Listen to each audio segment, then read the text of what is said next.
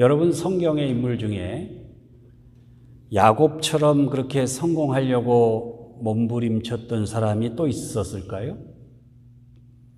야곱은 성공을 위하여 아버지를 속이고 형을 속이고, 사랑에 성공하기 위해서 라헬을 얻기 위해 겉보리 서말만 있어도 하지 않는다는 처가살이를 14년에 또 6년을 더해서 그렇게 했습니다.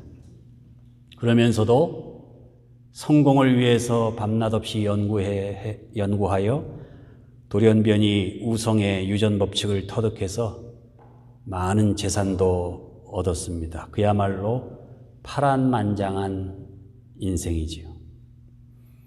그렇게 야곱은 장자권도 차지하고 사랑도 쟁취하고 자식들도 많이 낳고 재산도 많이 모아서 성공한 것처럼 보이기는 했지만은 야곱에게는 여전히 허전한 구석이 있었습니다. 오늘 본문에는 야곱이 그의 인생의 진정한 성공을 위해 마지막으로 지나야 할 관문이 나옵니다. 진정한 성공을 위한 관문. 그에 대하여 다음과 같이 묵상해 보시겠습니다. 첫 번째, 진정한 성공을 위하여 하나님을 만나야 됩니다. 본문 1, 2절 보면은 야곱이 길을 가는데 하나님의 사자들이 그를 만난지라. 야곱이 그들을 볼 때 이는 하나님의 군대라 하고 그 땅의 이름을 마하나임이라 하였더라. 히브리인들은요, 하나님을 만나면 죽는다고 믿었습니다.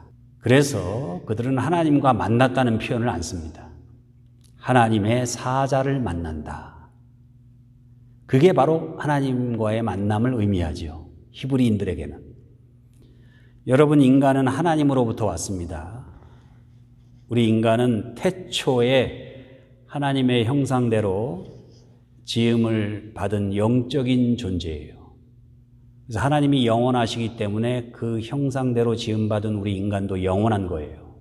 그리고 우리는 영원한 처소로 되돌아가야 돼요. 하나님께로 되돌아가게 돼 있어요. 그러므로 우리네 인생에서 진짜 성공하려면 하나님을 만나야 돼요. 하나님을 만나서 내가 어떤 존재인지, 나와 하나님과 어떤 관계인지, 내가 이 세상에 왜 왔는지, 아니 하나님께서 나를 이 땅에 왜 보내셨는지, 그리고 이 세상에서의 삶이 끝나면 내가 어떻게 되는지, 결국은 하나님께로 돌아가야 할 영적인 존재임을 내가 확인해야 됩니다. 여러분, 볼펜이 아무리 비싼 볼펜이라고 해도 그 볼펜이 자기 혼자만으로는 볼펜의 역할을 다할 수 없죠? 누군가 주인이 있어서 그걸 써줘야지 볼펜이 볼펜 되는 거 아니에요? 그 주인을 만나야 돼요. 그래야 그 볼펜이 볼펜 되는 거예요. 그런데 불행하게도 누구나 다 하나님을 만나고 자기의 진정한 존재의 의미와 가치를 깨닫는 게 아닙니다. 아무리 좋은 집안에서 태어나고 아무리 공부 많이 하고 아무리 돈을 많이 벌고 아무리 높은 지위에 올라가서 왕이 돼도 그것으로는 하나님을 만날 수가 없어요. 그리고 하나님을 만나지 못한다면 아무리 공부 많이 하고 아무리 돈이 많고 아무리 높은 자리에 올라도 그 인생은 결코 행복할 수가 없게 돼 있어요. 우리 인간이 하나님께로부터 왔기 때문에. 여러분, 행복하지 못한 인생을 살면서 진정한 성공을 논할 수 있나요? 내가 누군지도 모르는데? 한국 역사에서 제일 큰 기업을 세우셨죠. 한국 역사에서 5,000년 역사에서 제일 성공한 사람이 누구냐? 아마 설문조사하면 이분 이름이 나올 거예요. 이병철 회장님. 폐암으로 돌아가셨죠. 이분이 폐암에 걸려서 이제 죽음을 앞두고 제일 관심을 가지고 매달렸던 일이 뭔지 아세요? 어떻게 하면 내가 남은 몇 개월 동안 돈을 더 많이 벌 수 있을까? 어떻게 하면 내가 세운 이 회사 더 키울 수 있을까? 어떻게 하면 이 많은 재산을 내 자식들에게, 내 손자, 손녀들에게 더 많이 물려줄 수 있을까? 그 생각했을까요? 아닙니다. 죽음을 앞둔 그의 관심은 내가 이 세상에 왜 왔는가? 인간은 죽으면 어떻게 되는가? 내 인생의 목적이 뭔가? 어떤 인생이 정말 성공한 인생인가? 남들은 다 저 사람 성공했다고 다 부러워해요. 그런 위치에 있었지만 정작 자신은 내가 이게 진짜 잘 사는 인생인가? 내가 성공했는가 실패했는가? 그거에 대해서도 자기가 잘 모르고 있었던 거예요. 그런데 여러분, 그분이 죽음을 앞두고 그토록 고민하고 매달렸던 문제들, 우리들은 옛날에 학습받고 견진 받을 때 다 공부한 거잖아요. 대요리 문답, 소요리 문답에서. 매주 우리가 교회에 와서 예배 드리면서 맨날 하는 목사님 설교가 그거잖아요. 맨날 성경 공부할 때마다 우리 이렇게 결단합시다 하고 맨날 손잡고 기도하는 거잖아요.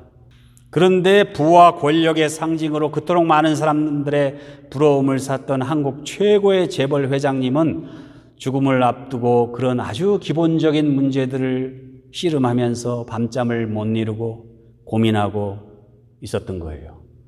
오늘 야뽕 나루터에서 고민하고 답답하고 절망했던, 그러면서 기도했던 야곱처럼 엄청난 돈을 벌었습니다. 서울대학교 나오고 외국에서 박사받고 어렵다는 국가고시 합격한 수많은 사람들을 다 발 아래 두고 머슴처럼 부렸어요. 대통령보다 더 큰 권세를 누렸어요. 아직도 그 아들들, 손자들, 손녀들 다 그 권세를 누리고 있어요. 그런데 그는 막상 임종을 앞두고 인간은 어떤 존재인가? 인생이란 무엇인가? 진정한 성공이란 무엇인가?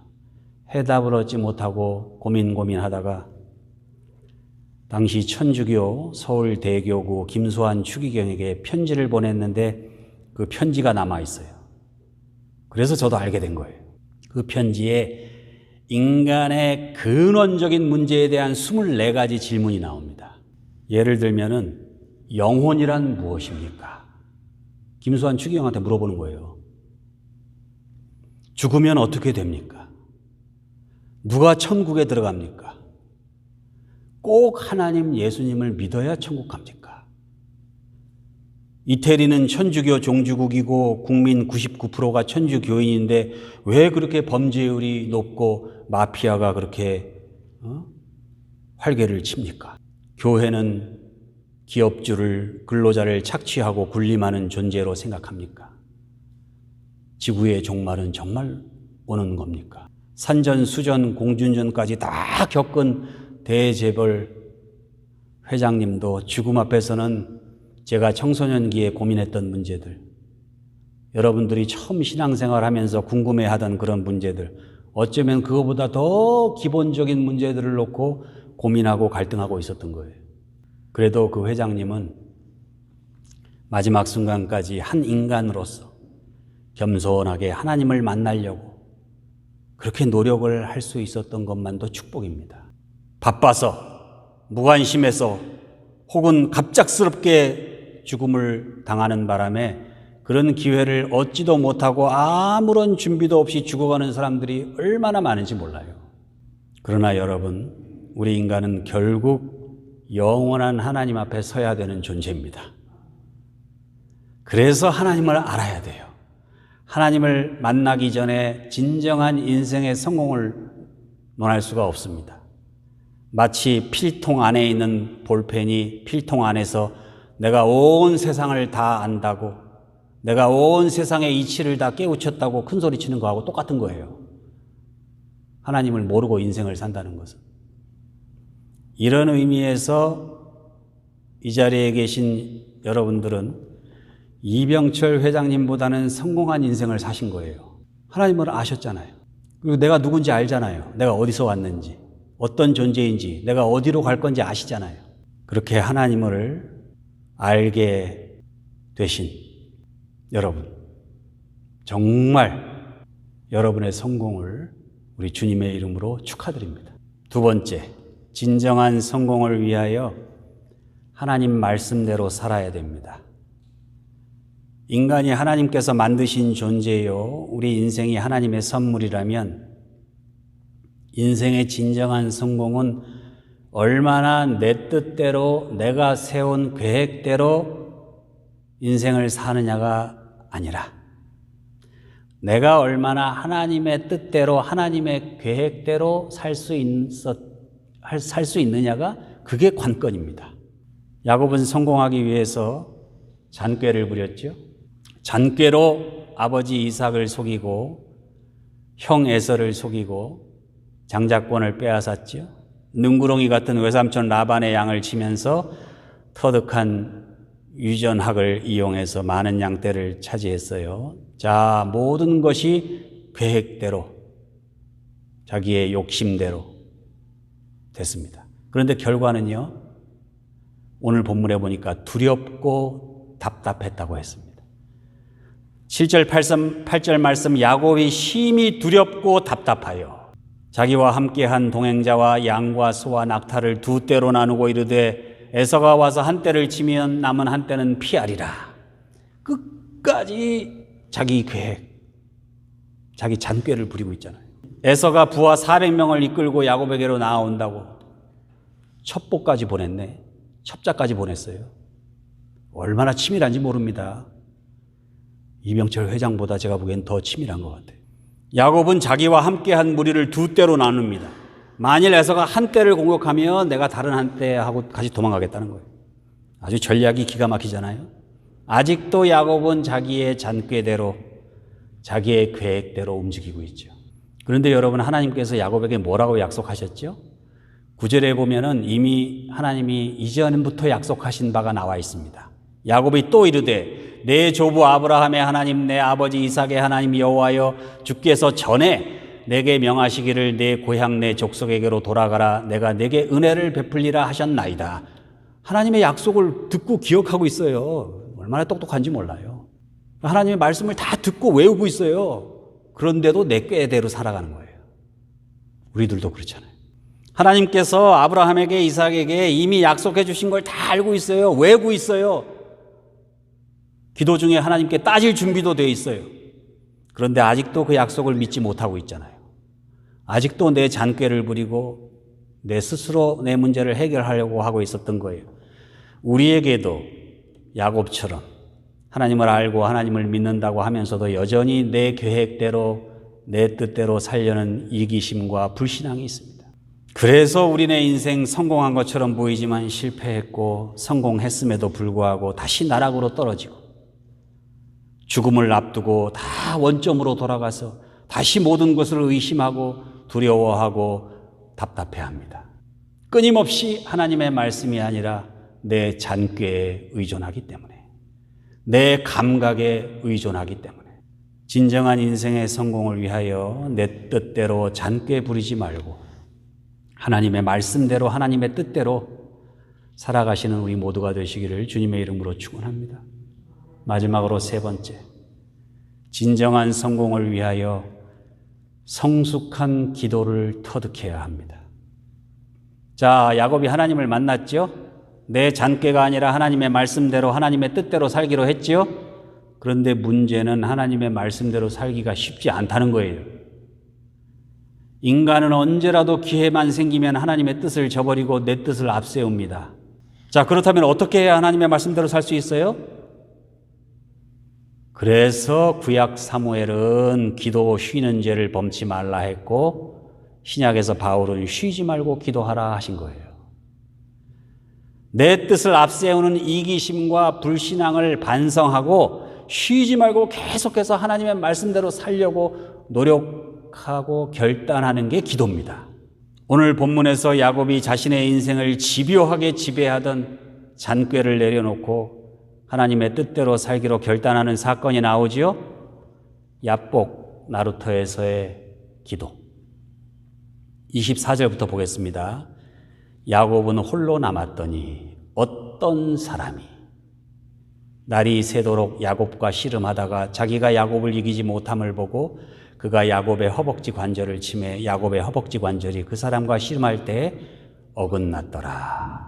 그가 이르되 날이 새려하니 나로 가게 하라. 야곱이 이르되 당신이 내게 축복하지 아니하면 가게 하지 아니하겠나이다. 그 사람이 그에게 이르되 내 이름이 무엇이냐? 야곱이니이다.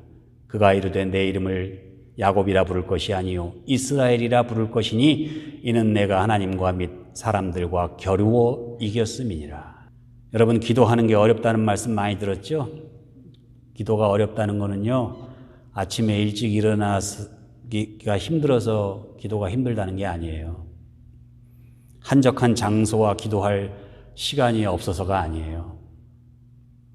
유창한 말로 술술술 기도가 나오지 않기 때문이 아니에요.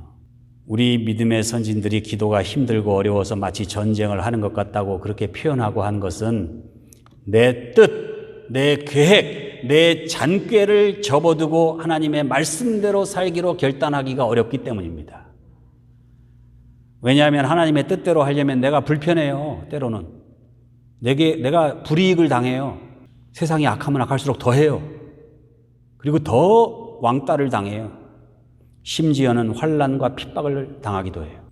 저는 야곱이 야복 나루터에서 만난 어떤 사람, 이건 제 해석입니다. 저는 다름 아닌 그가 바로 야곱 자신이라고 생각해요. 그리고 그 야곱이 허벅지 관절이 부러질 만큼 그렇게 기도했다는 것은 그만큼 야곱이 자신의 이기심과 불신앙을 버리고 하나님의 뜻에 굴복하기 어려웠기 때문에 날이 새도록 씨름하다가 마침내 자신의 뜻을 꺾습니다.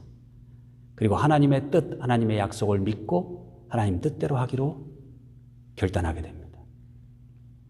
야곱이 자신을 따르는 무리를 두 떼로 나눈 것, 하나님 약속을 믿지 못했기 때문이죠. 야곱을 고향으로 무사히 돌아올 수 있게 해주시겠노라고 그렇게 약속해 주셨는데 그걸 믿지 못하는 거예요. 이제 야복 나루터에서 자신의 그 불신앙과 의심, 그것을 떨쳐버리고 하나님의 약속을 믿게 됩니다. 그리고 하나님의 뜻에 순종하게 되었습니다. 그러니까 얼마나 편안한지 몰라요. 그 마음의 편안함이 브니엘이라는 그 말의 단어에 나타납니다. 이제까지 지고 온 그 무거운 삶의 짐을 다 내려놓고 아주 가벼운 마음으로 웃는 낯으로 형 에서를 대하게 됩니다. 그것이 기도 생활에서 승리한 사람이 누리는 떳떳함과 담대함이지요. 야곱이 야복 나루터에서 이스라엘이 된 것은 하나님의 사람과 씨름에서 이겼기 때문에 주어진 이름이 아니라 자기 뜻대로 살려고 고집을 부리는 자신과의 싸움에서 승리했기 때문에 주어진 이름이라는 거예요. 기도 생활에서 승리하는 것, 여러분, 우리가 어떻게 하나님을 이깁니까? 내 이기심과 내 욕망, 거기서 나오는 두려움과 답답함을 이기는 거예요.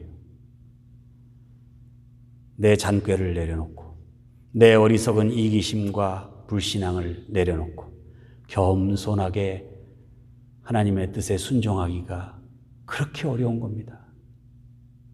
이 허벅지 관절, 이게 어긋날 정도로 기도해야 할지 모릅니다. 우리들도 야곱처럼 내 이기심과 욕망을 내려놓고 하나님의 뜻을 따를 수 있다면 여러분, 우리도 이스라엘이에요. 진정한 성공을 위해 하나님 만나시기 바랍니다. 진정한 성공을 위해 내 잔꾀나 계획이 아니라 하나님의 말씀대로 사시기 바랍니다. 진정한 성공을 위해 성숙한 기도 생활을 통해서 이기심과 욕망과 의심으로 가득한 나를 내려놓고 하나님의 뜻에 순종하시기 바랍니다. 그리하여 우리들에게 생명을 주시고 우리들에게 인생을 선물로 주신 하나님의 얼굴을 배웠고 영광과 찬송을 돌리시는 인생의 진정한 성공, 분이엘을 경험하시는 우리 모두가 되시기를 우리 주님의 이름으로 축원합니다. 기도하시겠습니다.